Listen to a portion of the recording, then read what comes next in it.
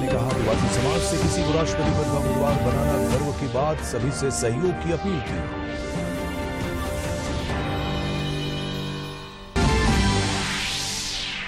मुख्यमंत्री हेमंत सोरेन सौर ऊर्जा नीति 2022 का करेंगे लोकार्पण। अगले 5 वर्षों में करीब 4000 मेगावाट क्षमता के सौर ऊर्जा का लक्ष्य।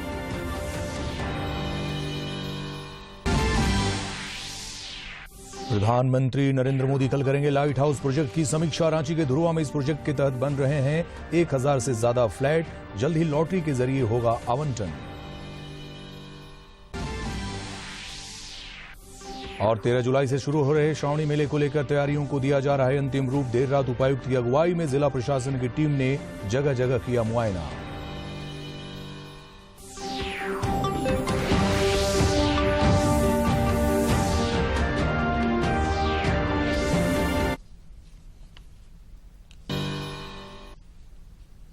नमस्कार, खबरें झारखंड देख रहे हैं आप। देश दुनिया और झारखंड की ताजा तरीन खबरों के साथ मैं हूं अरविंद। और अब समाचार विस्तार से।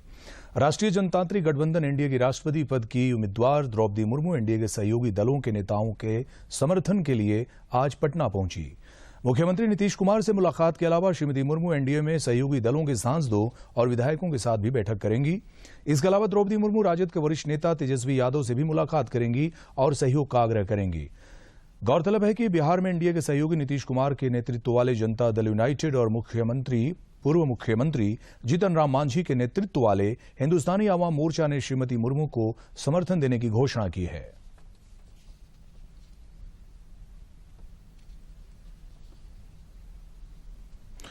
जनजातीय मामलों के केंद्रीय मंत्री अर्जुन मुंडा ने कहा है कि यह सौभाग्य की बात है कि किसी आदिवासी महिला को राष्ट्रपति पद का उम्मीदवार बनाया गया है। उन्होंने सभी से सहयोग की अपील की है।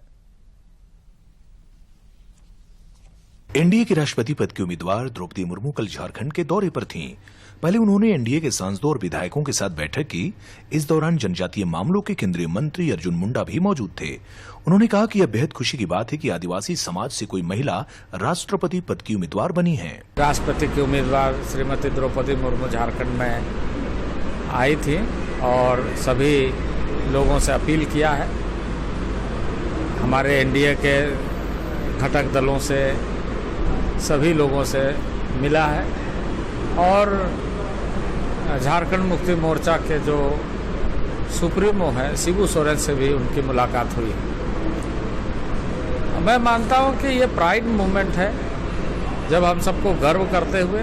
द्रौपदी मुर्मू ने बाद में झामुमो के केंद्रीय अध्यक्ष शिबू सोरेन और कार्यकारी अध्यक्ष हेमंत सोरेन से भी मुलाकात की।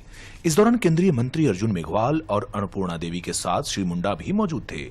श्री मुंडा ने कहा कि श्रीमती मुर्मू आदिवासी समाज में राष्ट्रपति पद की उम्मीदवार हैं, इसलिए सभी को उनका सहयोग करना चाहिए। इस देश को दिखाना चाहिए कि ट्राइबल के नाते, ट्राइबल कम्युनिटी के नाते और ट्राइबल के बीच में काम करने के नाते यदि हम लंबे समय तक राजनीति करते आए हैं तो यह समय राजनीति से ऊपर उठकर सोचते हुए यह सुनिश्चित करना कि उस वर्ग को एक तरीके से दुनिया के सामने। केंद्रीय मंत्री ने कहा कि आदिवासी जनजातियों के लिए शिक्षा भी बेहद अहम है और इसे ध्यान में रखकर एकलव्य आवासीय विद्यालय भी सरकार के द्वारा बनाया जा रहा है। यदि जनजातीय समाज को आगे बढ़ना है तो वो उसकी कसौटी है कि वो शिक्षा में किसी तरह का समझौता ना करे और सरकार के लिए भी यह दायित्व है कि शिक्षण संस्थान उसके लिए अधिक से अधिक खुले। श्री मुंडा आज पूर्वी सिंहभूम जिले में कई कार्यक्रमों में शिरकत कर रहे हैं। उन्होंने कहा कि खेल को बढ़ावा देने के लिए लगातार प्रयास भी किए जा रहे हैं। जमशेदपुर से राजेश कुमार लालदास की रिपोर्ट। जनजातीय मामलों के केंद्रीय मंत्री अर्जुन मुंडा आज पश्चिमी सिंहभूम और सरायकेला खरसावां जिले के दौरे पर हैं। श्री मुंडा इस क्रम में पश्चिमी सिंहभूम जिले के खुटपानी में स्वर्गीय श्याम बानरा के परिजनों से मुलाकात करेंगे। इसके अलावा आदिवासी संस्कृति एवं कला केंद्र भवन का शिलान्यास भी करेंगे और खिलाड़ियों के बीच तीरंदाजी सामग्री का भी वितरण करेंगे। बाद में वे सरायकेला खरसावां जिले का दौरा करेंगे। इस दौरान वे पार्टी कार्यकर्ताओं के साथ संवाद करेंगे। साथ ही साथ नवनिर्वाचित पंचायत प्रतिनिधियों को भी सम्मानित करेंगे। शाम में वे पूर्वी सिंहभूम के जिला मुख्यालय जमशेदपुर में रात्रि विश्राम करेंगे। मुख्यमंत्री हेमंत सोरेन आज सौर ऊर्जा नीति 2022 का लोकार्पण करेंगे। Solar park, canal top solar, floating solar जैसी कई योजनाओं के माध्यम से राज्य में सौर ऊर्जा के विकास के लिए विस्तृत नीति बनाई गई है। राज्य सरकार ने अगले 5 वर्षों में राज्य में समेकित रूप से लगभग 4000 मेगावाट क्षमता के सौर ऊर्जा के अधिष्ठापन का लक्ष्य रखा है।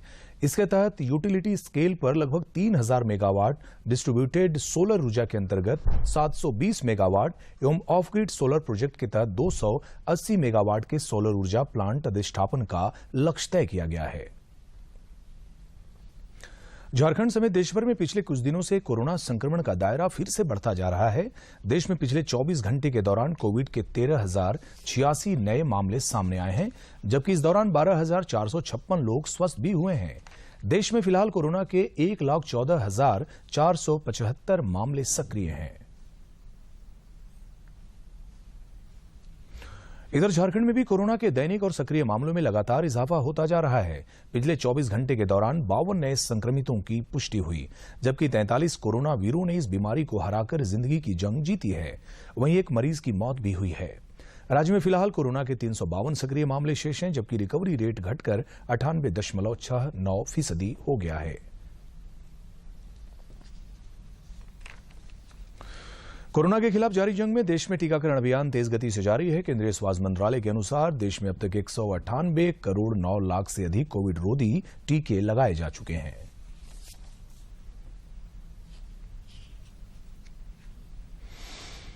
प्रधानमंत्री नरेंद्र मोदी कल लाइट हाउस प्रोजेक्ट की ऑनलाइन समीक्षा करेंगे। रांची के धुरवा स्थित आनी मौजा में लाइट हाउस प्रोजेक्ट के तहत बन रहे 1008 फ्लैटों की लॉटरी 19 जुलाई को होगी।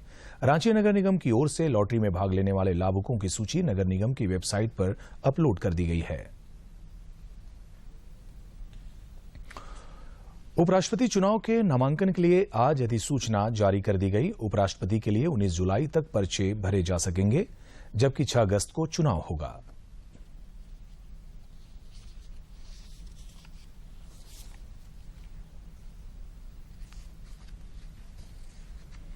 अग्निपथ योजना के लिए पंजीकरण का आज आखिरी दिन है। देश की सेवा के इच्छुक युवा इस योजना के लिए पंजीकरण करा सकते हैं। अग्निपथ योजना के तहत पंजीकरण की प्रक्रिया 24 जून को शुरू हुई थी, जिसमें 2 लाख से अधिक आवेदन प्राप्त हुए हैं। इस योजना के तहत सरकार 17.5 से 21 वर्ष के युवाओं को 4 साल के कार्यकाल के लिए सशस्त्र बलों में भर्ती करेगी। साथ ही देश का रक्षा तंत्र और सशक्त होगा। इससे राष्ट्रीय परीक्षा एजेंसी एनटीए ने विश्वविद्यालय अनुदान आयोग नेट 2022 परीक्षा का दिसंबर 2021 और जून 2022 का एकीकृत कार्यक्रम जारी कर दिया है। परीक्षाएं 9 जुलाई से शुरू होंगी। एनटीए ने 9 जुलाई 2022 के परीक्षा कार्यक्रम के लिए कल यूजीसी नेट परीक्षा स्लिप जारी की। परीक्षा की अन्य तिथियों के लिए परीक्षा केंद्र स्लिप अभी जारी नहीं की गई है। एनटीए ने जुलाई 9, 11 और 12 को होने वाली परीक्षाओं का यूजीसी नेट कार्यक्रम जारी कर दिया है। केंद्रीय उपभोक्ता मामलों के मंत्रालय ने स्पष्ट किया है कि कोई भी होटल या रेस्तरां खाने के बिल में किसी भी तरह का सर्विस चार्ज यानी सेवा प्रभार नहीं जोड़ सकता। केंद्रीय उपभोक्ता संरक्षण अधिकरण ने अनुचित व्यापार, प्रचलन और उपभोक्ता अधिकारों का उल्लंघन रोकने के लिए दिशा निर्देश जारी किए हैं। दिशा निर्देशों में कहा गया है कि किसी भी अन्य नाम से सेवा प्रभार नहीं वसूला जाएगा। होटल या रेस्तरां उपभोक्ता को सर्विस चार्ज के भुगतान के लिए बाध्य नहीं करेगा। उन्हें स्पष्ट रूप से यह बताना होगा कि यह प्रभार स्वैच्छिक, वैकल्पिक और उपभोक्ता की इच्छा पर है। दिशा निर्देशों में कहा गया है कि किसी भी हालत में इसे खाने के बिल में शामिल कर और कुल राशि पर जीएसटी लगाकर वसूला नहीं जाएगा। मंत्रालय ने कहा है कि नियमों का उल्लंघन करने वाले होटल या रेस्तरां के खिलाफ राष्ट्रीय उपभोक्ता हेल्पलाइन पर शिकायत दर्ज कराई जा सकती है। इसके लिए जो नंबर जारी किए गए हैं वह है 1915 पर या हेल्पलाइन के मोबाइल ऐप पर कॉल करना होगा। बंगाल की खाड़ी से आ रही नम हवाएं अधिक मात्रा में प्रवेश नहीं कर पा रही हैं, जिसके कारण झारखंड में मानसून कमजोर पड़ गया है। इस कारण रांची में 4 दिन बारिश के बाद अचानक से मौसम गर्म हो गया है। कड़ी धूप और तेज उमस से लोग परेशान हैं। हालांकि रांची स्थित मौसम विज्ञान केंद्र के अनुसार अगले 4 दिनों तक रांची में बादल छाए रहेंगे और हल्के दर्जे की बारिश या बूंदाबांदी हो सकती है। इस दौरान कुछ स्थानों पर गरज और वज्रपात भी हो सकती है। मध्यम दर्जे की बारिश देखी गई और जो सबसे अधिक बारिश देखी गई वो 95 मिलीमीटर भवनाथपुर, गढ़वा जिले में रिकॉर्ड की गई और जो सबसे अधिक उष्णतम तापमान है वो 36.2 डिग्री सेल्सियस गोड्डा में रिकॉर्ड किया गया। अब बात करते हैं कि सिनॉप्टिक फीचर की, तो एक निम्न दबाव का क्षेत्र है जो दक्षिणी झारखंड और जो आपका उत्तरी उड़ीसा के पास में स्थित है, और ये 5.8 किलोमीटर वह मीन सी लेवल पर एक्सटेंड कर रहा है।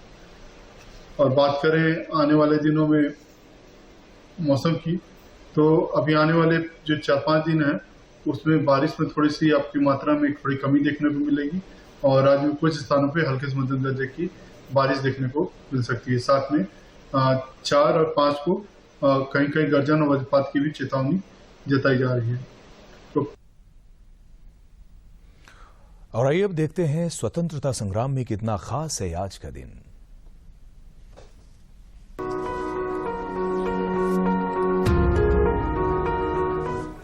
आज हम बुधू खान को याद कर रहे हैं। वे महाराष्ट्र में नासिक के निवासी थे। उन्होंने 1857 में प्रथम स्वतंत्रता संग्राम के दौरान अपने क्षेत्र के लोगों के साथ मिलकर अंग्रेजों से लड़ाई लड़ी। उन्होंने अपने पड़ोसियों को हथियार उठाने और अंग्रेजों पर आक्रमण करने तथा विदेशी शासन को उखाड़ने के लिए प्रोत्साहित किया। नासिक के निकट हमले के दौरान कंपनी की सेना ने खान को गिरफ्तार कर लिया। उन पर राजद्रोह और अंग्रेजी शासन से बगावत करने के आरोप लगाए गए। खान को आजीवन कैद की सजा के साथ अंडमान द्वीप निर्वासित कर दिया गया। 5 जुलाई 1859 को जेल में ही बुधू खान की मृत्यु हो गई। आज हम तारादास मुखर्जी को भी श्रद्धांजलि अर्पित कर रहे हैं। वे बंगाल में नादिया के निवासी थे। तारादास नादिया के क्रांतिकारी समूह के सदस्य थे। उन्हें कृष्णानगर में जुलूस के संबंध में दोषी ठहराया गया और 24 मई 1930 को 6 महीने की जेल की सजा सुना दी गई।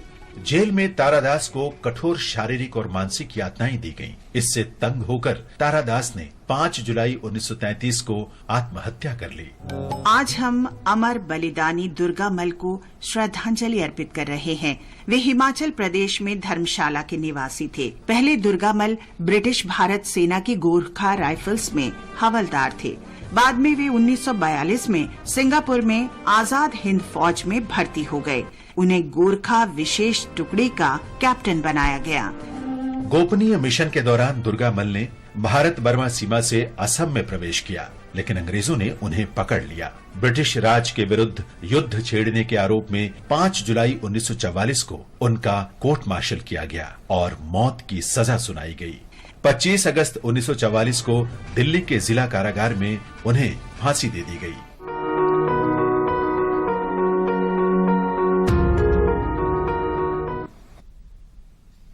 केंद्रीय वाणिज्य मंत्रालय ने कहा है कि देश का वस्तुओं का निर्यात अप्रैल मई में बढ़कर 77.08 अरब डॉलर पर पहुंच गया है।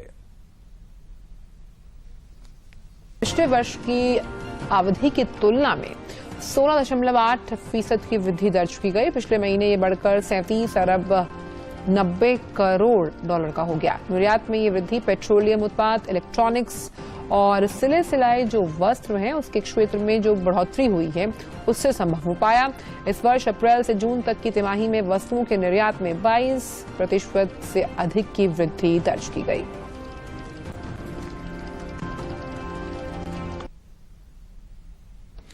मेजबान इंग्लैंड के खिलाफ 5वें टेस्ट के चौथे दिन भारतीय टीम 245 रन पर ऑल आउट हो गई और इंग्लैंड को 378 रन का लक्ष्य मिला। अब मैच के आखिरी दिन आज इंग्लैंड को जीत के लिए सिर्फ 119 रन चाहिए। बर्मिंघम में भारत और इंग्लैंड के बीच खेले जा रहे 5वें टेस्ट मैच के चौथे दिन का खेल समाप्त होने पर मेजबान इंग्लैंड ने भारत के 378 रन के लक्ष्य का पीछा करते हुए 3 विकेट के नुकसान पर 259 रन बना लिए। मैच के अंतिम दिन इंग्लैंड को जीत के लिए 119 रन की दरकार है, जबकि उसके पास अभी 7 विकेट बाकी हैं। इससे पहले कल चौथे दिन भारत की दूसरी पारी थी वो 245 रन पर सिमट गई। भारत की ओर से पुजारा और ऋषभ पंत ने अर्धशतकीय पारी खेली। टीम इंडिया ने अपनी पहली पारी में 416 रन बनाए थे, जबकि इंग्लैंड को पहली पारी में 284 रन पर समेटकर 132 रन की बढ़त हासिल हुई थी। गौरतलब है कि भारत 5 मैच की सीरीज में 2-1 से आगे है। भारत ने पल्लेकल में महिला एक दिवसीय क्रिकेट श्रृंखला के दूसरे मैच में मेजबान श्रीलंका को 10 विकेट से हराकर 3 मैचों की श्रृंखला पर 2-0 से कब्जा कर लिया है। भारतीय महिला क्रिकेट टीम ने पल्लिकल में दूसरे एक दिवसीय अंतर्राष्ट्रीय मैच में श्रीलंका को 10 विकेट से हराकर 3 मैचों की श्रृंखला में 2-0 से अजेय बढ़त बना ली है। पहले बल्लेबाजी करते हुए मेजबान श्रीलंका की टीम ने निर्धारित 50 ओवर में 173 रन बनाए। कंचना ने 47 और नीलाक्षी डिसिल्वा ने 32 रन बनाए। रेणुका सिंह ने 4 विकेट लिए, जबकि मेघना सिंह और दीप्ति शर्मा ने 2-2 विकेट लिए। जवाब में भारत की ओर से सलामी बल्लेबाज शेफाली वर्मा और स्मृति मंधाना ने लक्ष्य को सिर्फ 25 ओवर 4 गेंदों में ही हासिल कर लिया। मंधाना ने 94 रन और शेफाली ने 71 रन बनाए और नाबाद रहीं। भारत ने 3 मैचों की श्रृंखला में 2-0 की अजेय बढ़त बना ली है। इससे पहले भारत T20 सीरीज भी जीत चुका है। तीसरा और अंतिम मैच गुरुवार को कैंडी के पल्लिकल अंतर्राष्ट्रीय क्रिकेट स्टेडियम में खेला जाएगा।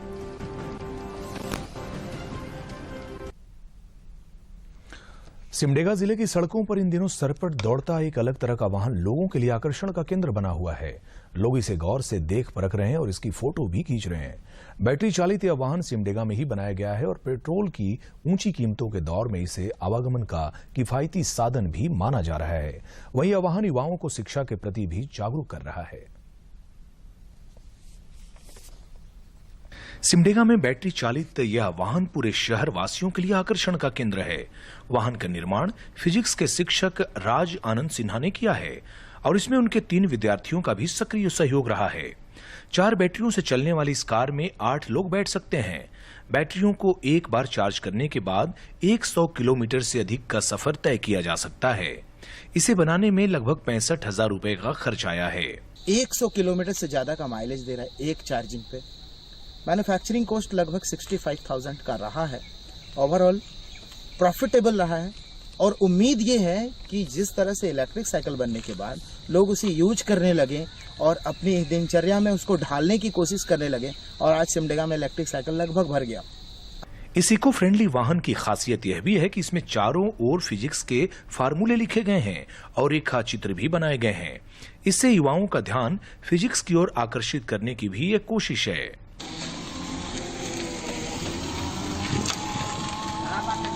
वाहन बनाने में सहयोग करने वाले छात्र सूरज और सुखदेव का भी कहना है कि कार बनाने में कई तरह की परेशानियां हुई है, लेकिन अंततः सफलता उन्हें मिली है।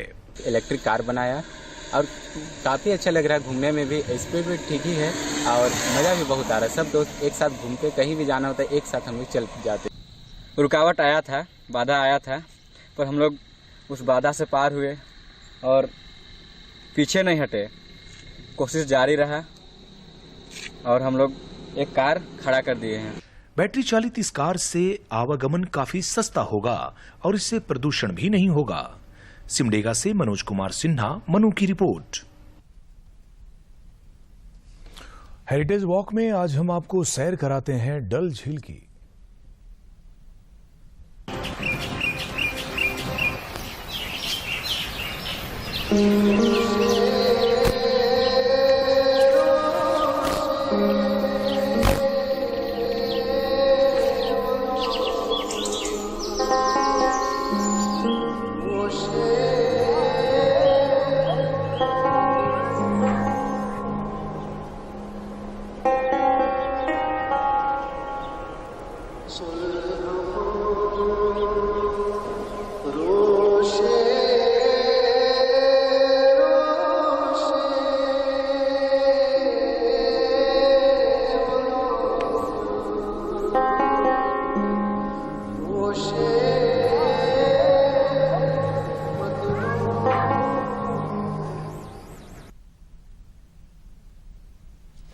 जैकफ्रूट या यूं कहें कटहल हर किसी ने खाया होगा। यह झारखंड का राजकीय फल भी है। आइए देखते हैं कटहल से जुड़ी कुछ रोचक बातें।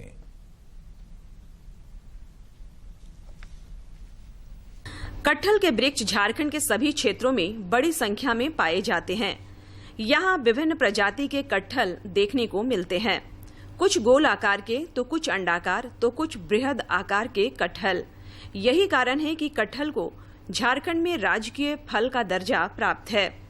नगड़ी क्षेत्र के वरिष्ठ पत्रकार एवं इतिहासकार केशव कुमार भगत बताते हैं कि कटहल एक गुणकारी फल है और इसका प्रयोग सब्जी और फल के रूप में किया जाता है। जून और जुलाई के माह में झारखंड के जिस क्षेत्र में आप जाइए, वहां आप कटहल से लदे वृक्ष देख सकते हैं। भाजपा किसान मोर्चा के प्रदेश कार्यकारिणी सदस्य केदार महतो का मानना है कि कटहल व्यावसायिक दृष्टिकोण से भी काफी लाभकारी है, क्योंकि इसकी पैदावार तो लंबे समय तक होती है, इसका इस्तेमाल भी हर तरह से होता है, जो किसानों की आय का अच्छा जरिया बन सकता है। जो कटहल है ये राजकीय फल के रूप में हम लोग इसको मानते हैं और हमारे राज्य में इसका बहुत ही सुंदर ढंग से उपयोग भी होता है। किसान को तो मैं कहना चाहूँगा कि कटहल का जो खेती पेड़ है वो ज़्यादा से ज़्यादा लगाएं, ताकि हम कटहल का बिजनेस भी कर सकें। इतना ही नहीं, कटहल के कई औषधीय गुण भी हैं। ये हृदय को स्वस्थ रखने में मददगार है, साथ ही यह मधुमेह, अनीमिया से बचाव, प्रतिरक्षा प्रणाली के विकास और हड्डियों को स्वस्थ रखने में भी लाभकारी है। कैंसर जैसी घातक बीमारी को यह दूर रख सकता है। सपारोम गांव निवासी सेना के जवान मंगरा उरांव कहते हैं कि इन्हीं सब कारणों से झारखंड के हर कोने, हर आंगन में कटहल के पेड़ जरूर दिख जाते हैं। डिस्ट्रिक्ट में, हर जिला में, हर गांव में कटहल का पेड़ जो है ना, सबके घर में मिलेगा, आंगन में मिलेगा, और ये खाने के लिए बहुत अच्छा पौष्टिक आहार है। और हम कुदरत ने झारखंड को कई खूबसूरत तोहफों से नवाजा है और कटहल भी उन्हीं में से एक है। विश्व में बहुत कम ही ऐसे फल होंगे जो आकार और वजन में झारखंड के कटहल के बराबरी कर सकते हैं। शायद यही कारण है कि कटहल को झारखंड का राजकीय फल माना जाता है। दूरदर्शन समाचार के लिए रांची से प्रताप की रिपोर्ट। और अब कुछ खबर राज्य के विभिन्न जिलों से।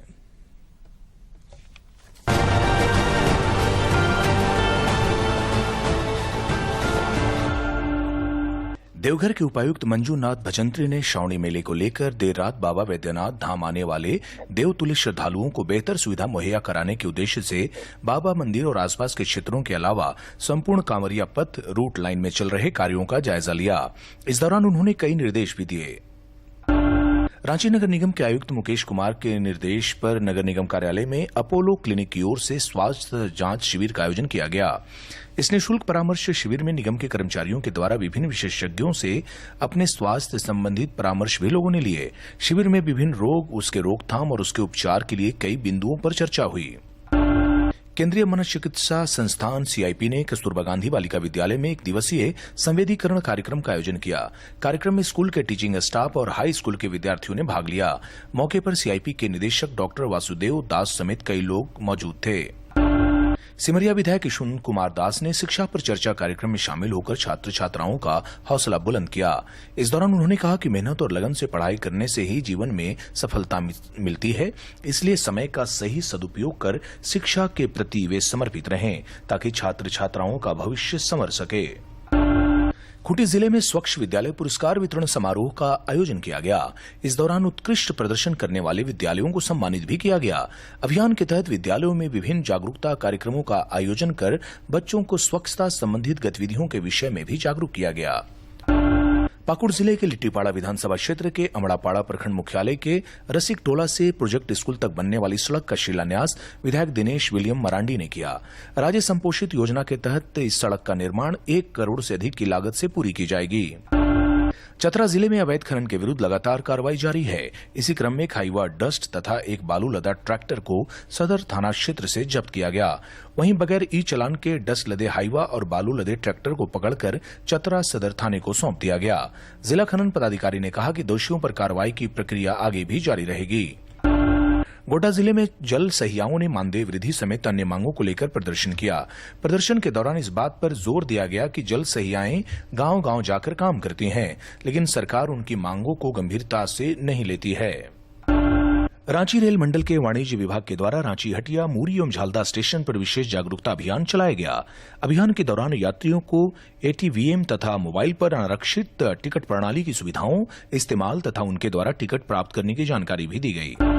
चतरा जिले के नक्सल प्रभावित प्रतापपुर प्रखंड में अमृत महोत्सव को लेकर लोगों को जागरूक करने के लिए साइकिल रैली का आयोजन किया गया। इसके तहत 1 सप्ताह तक प्रत्येक पंचायत में विभिन्न कार्यक्रमों के संचालन का निर्धारण किया गया है। झारखंड वुशु के अंतर्राष्ट्रीय खिलाड़ी, नेशनल तकनीकी पदाधिकारी, राज्य कोच दीपक गोप सहित अंतर्राष्ट्रीय, राष्ट्रीय एवं पुलिस गेम्स की पदक विजेता खिलाड़ी अमासी बारला और राष्ट्रीय पदक विजेता खिलाड़ी प्रतिमा कुमारी ने NIS डिप्लोमा कोर्स को पास कर लिया है।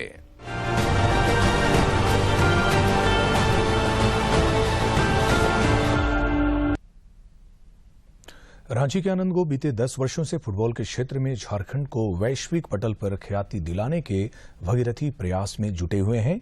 कई विषमताओं के बावजूद उन्होंने अब तक देश को 10 से अधिक अंतर्राष्ट्रीय खिलाड़ी दिए हैं। देखिए रिपोर्ट।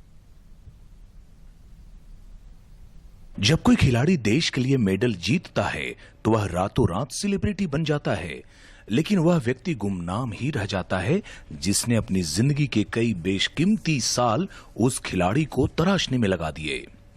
हाल ही में रांची की 7 महिला फुटबॉलरों का चयन अंडर 17 फीफा वर्ल्ड कप के लिए हुआ है। इनमें से 2 रांची के चारी हुजीर गांव की हैं। उस शख्स को कम लोग ही जानते होंगे जिसने अपनी 10 सालों की अटूट मेहनत से इन 2 खिलाड़ियों को इस मुकाम तक पहुंचाया है। जी हां, हम बात कर रहे हैं आनंद गोप की।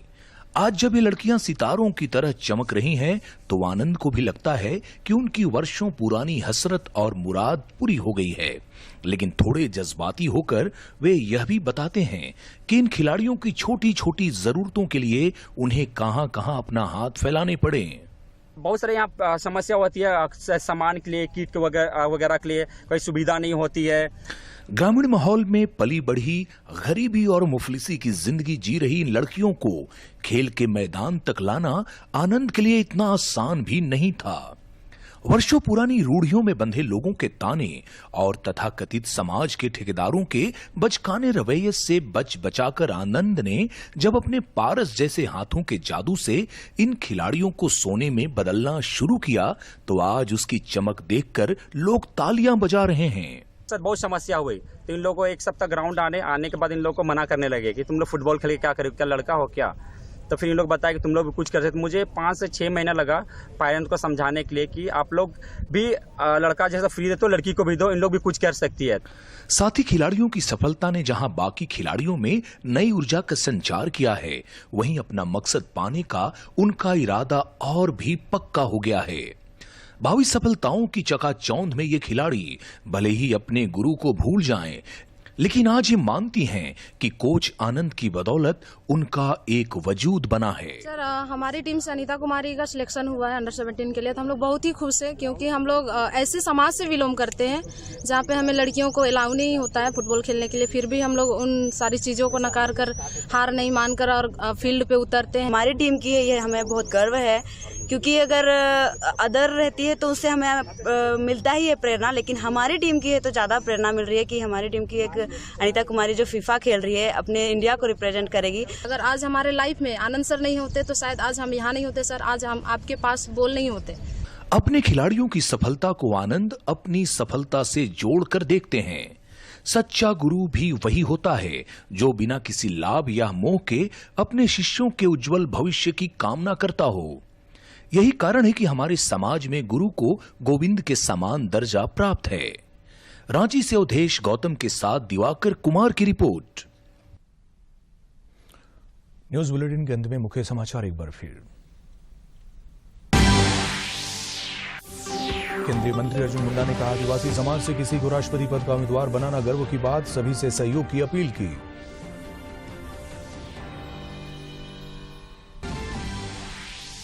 मुख्यमंत्री हेमंत सोरेन सौर ऊर्जा नीति 2022 का करेंगे लोकार्पण। अगले 5 वर्षों में करीब 4000 मेगावाट क्षमता के सौर ऊर्जा का लक्ष्य।